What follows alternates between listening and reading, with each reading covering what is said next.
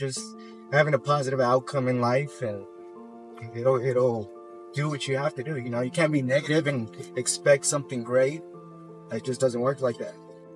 For sure. They don't know what they're doing. Why don't you look into that? Yeah. And that set me off on a lifetime career.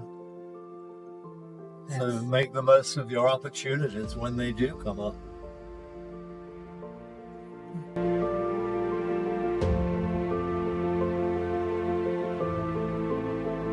What's your name? I go by High Star. High Star. Yes, sir. Nice to meet you. Right. So what you do, sir? I'm a filmmaker and photographer. Okay. Okay. You work with someone, or you work by yourself? I'm currently working with Ryan Upchurch out of Nashville, Tennessee. So you are here in Houston on a trip? I actually live in Houston, so we just finished the Texas part of the leg, the tour. So we're actually about to get on the bus and leave to Oklahoma. Okay. We're gonna do 3 shows there, and then we're going off to Florida and back to a few other states. Okay. So how you get into this career? What's crazy is that I went to school for radiology. I was trying to be in the medical field, took some classes, and I realized that I didn't want to be in a building all day.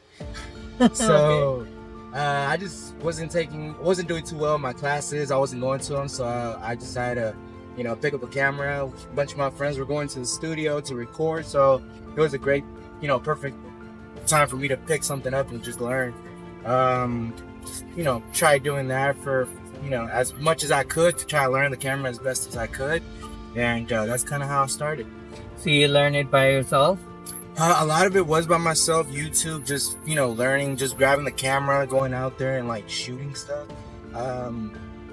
When you start, you want to just be a part of something, or actually have a subject that you can frame and take pictures of. So I was taking on, I wouldn't even say clients, I was pitching myself to be able to do something for free, that way I could get a foot in. So that's kind of how I was maneuvering in that sense. So that taught you as well, and that gave you work as well and recognition in the industry, right? Yeah, I went to school for filmmaking after I dropped out of radiology. I did that for a little bit. I was already working with a few music artists here in Houston, and so I dropped out and just grinded, did that for a few years. COVID happened, the music kind of slowed down, so I stopped, and I got blessed with having this opportunity of going on the road. Okay. So how you met this artist? My good friend, we would shoot videos when we were out here in Houston. He had the opportunity to go and work with artists out in Nashville, and that grew, and the guy blew up and is one of the biggest rock stars ever so that's kind of how that came about. Okay. What one regret you have in your life? Not being consistent. I had many opportunities to do so many things, and it just my lack of maybe motivation, or just being content with what I had at the moment, that's where my regret comes from. But hey, you get yourself back up and you push on and keep doing it. What is your biggest achievement in your life? It's a tough question for you? That's a tough question. Okay. Yeah, I would probably have to say, I don't know. That's a good question. I don't know. I kind of always knew that everything would work itself out. So just staying positive, and really, I don't know. That's a good question. I'd have to think about it and touch back on that. Yeah, no problem. Sure. Okay. So what advice you would like to give to our audience? First of all, love yourself.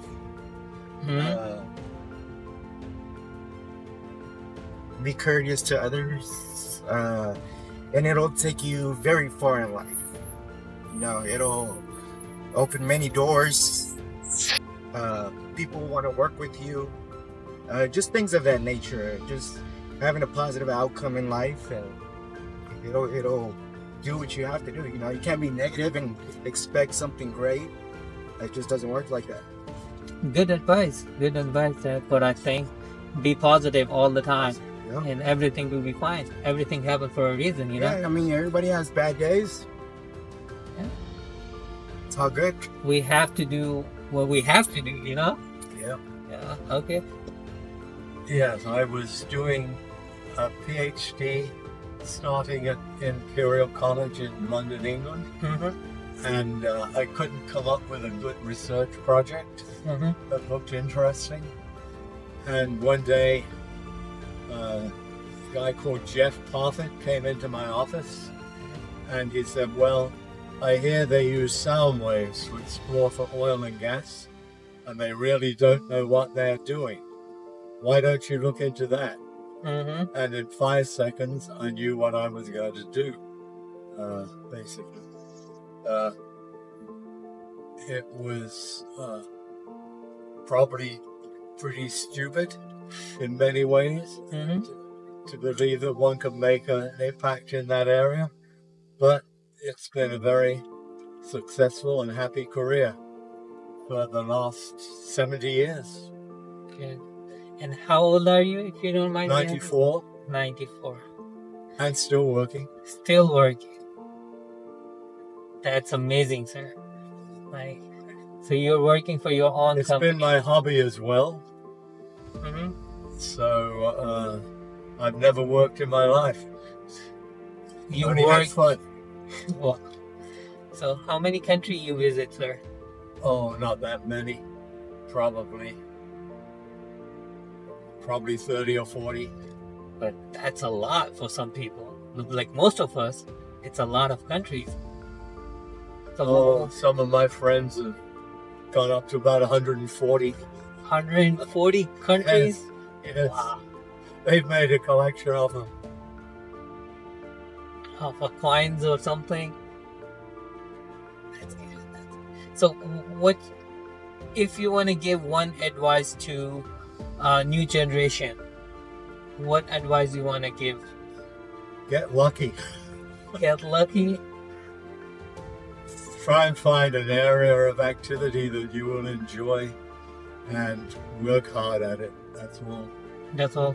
But it's not easy to come up with those ideas. I mean, think in my case, it happened with that one statement. For sure. They don't know what they're doing. Why don't you look into that? Yeah. And that set me off on a lifetime career. So make the most of your opportunities when they do come up. And you have to be lucky for it to happen. I was lucky. Like, I believe your luck and your hard work. That's a combination the hard of. work goes along with it. Yeah, that's two. And you dedicate yourself to it. Whatever industry someone working, they have to work hard and be lucky, right? Yes. Yeah. What's your favorite food, sir? Food? Oh, I'm pretty well vegetarian these days. I like salads, particularly soups, things like that. I have a caregiver who's been helping me since I had brain surgery 2 months ago, and she cooked some food for me today. It's fresh salmon together with acorn squash, and she made some soup with plenty of vegetables in it. Actually, a spice called cumin, which you're probably well aware of. So, what is one regret you have in your life? Don't have any particularly. No. I got married when I was 26, so My wife was South African. Okay. We did our PhDs together. She had a PhD in chemistry. Okay. And we were fortunate that we had 3 wonderful children. All of them went into technology-based careers. Wonderful. We've had successful lives. What is the one achievement you never gonna forget in your life? Oh, getting the top award in the Society of Exploration Geophysicists, and it's called the